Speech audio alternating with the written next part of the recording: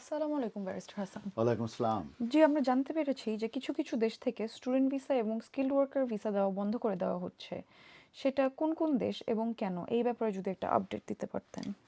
UK government তারা announce করেছে যে তারা প্ল্যান করছে স্টুডেন্ট ভিসা যাতে করে গ্রান্ট না হয়, এবং সেটা করা হচ্ছে কিছু ন্যাশনালস আছে তাদের জন্য, এবং তারা হচ্ছেন আফগানিস্তান, ক্যামেরুন, মায়ানমার এবং সুদান।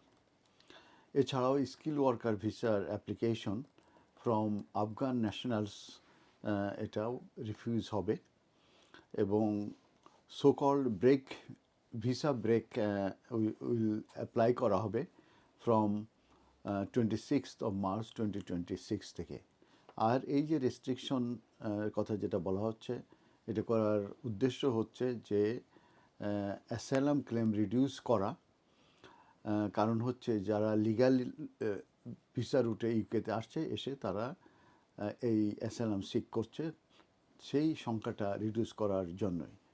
তো ইউকে গভর্নমেন্ট তারা অ্যানাউন্স করেছে একটি ইমার্জেন্সি ভিসা ব্রেক, সেটা কিছু সার্টেন কান্ট্রির জন্য এবং সার্টেন ভিসা রুটের জন্য, এবং এবং এটার আন্ডারে এই certain study visa application refuse হবে ফ্রম ন্যাশনালস অফ 4 কান্ট্রিজ, 4টে কান্ট্রি থেকে, এবং রিফিউজ করা হবে স্কিল ওয়ার্কার ভিসা অ্যাপ্লিকেশন যারা আফগান ন্যাশনাল তাদের জন্য। এবং এটার কারণ হিসাবে যেটা বলা হচ্ছে যে অ্যাসাইলাম ক্লেম এটা রাইজিং হচ্ছে, এবং সেটা মূলত যারা এন্ট্রি করছে ইউকেতে থ্রু লিগাল মাইগ্রেশন পাথওয়ে, তখন লিগালি আসছে তারা স্টুডেন্ট ভিসা কিংবা ওয়ার্ক ভিসা, এবং তারা অ্যাসাইলাম চেক করছে, এটাকে রিডিউস করার জন্য মূলত এই চেঞ্জের কথা বলা হয়েছে।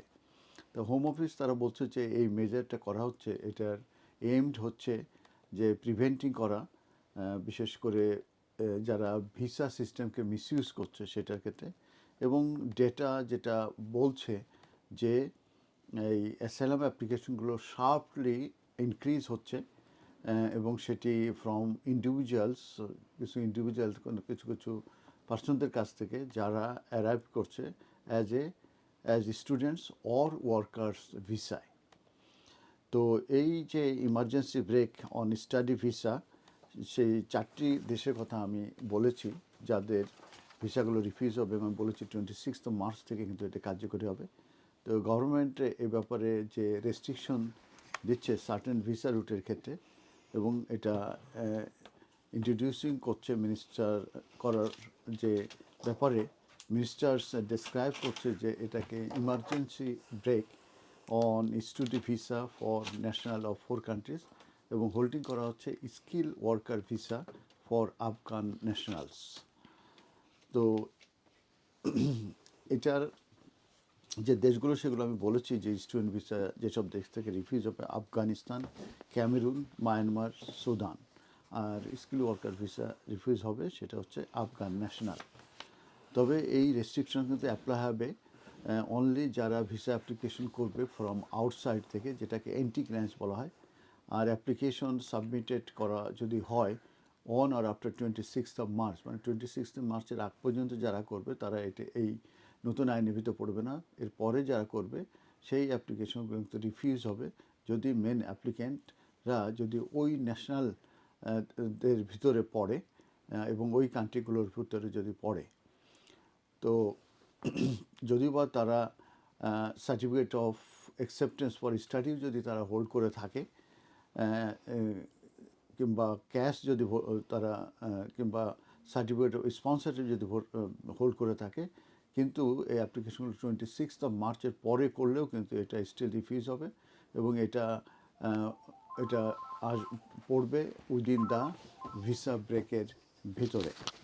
তো এটির কারণ সম্পর্কে যেটা বলা হচ্ছে যে এই এখন কিন্তু হোম অফিস ফিগারে দেখা যাচ্ছে যে অ্যাসাইলাম ক্লেম ফ্রম এইসব যারা লিগাল মাইগ্রেশন রুট থেকে মাধ্যমে যারা আসে, তাদের যে ট্রিপল বিটুইন 2021 এবং 25 ট্রিপল হয়ে গেছে, এবং ইন 2025 দেখা যাচ্ছে যে অ্যাকাউন্টেড অফ অ্যাপ্রক্সিমেটলি 39% মূলত রাফলি বেড়ে গেছে, যেটা 100,000 অ্যাসাইলাম ক্লেম তারা কিন্তু ইউকেতে লিগাল মাইগ্রেশন রুটে অ্যাসাইলাম সিক করেছে।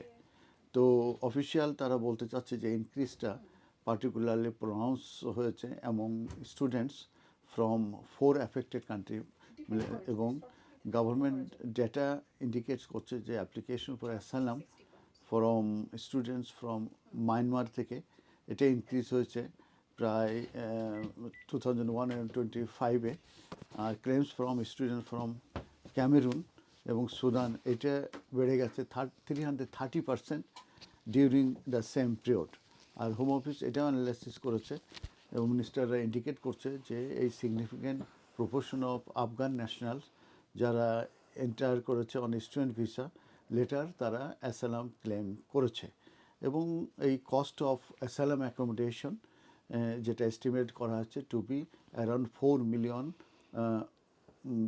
বিলিয়ন পার ইয়ার।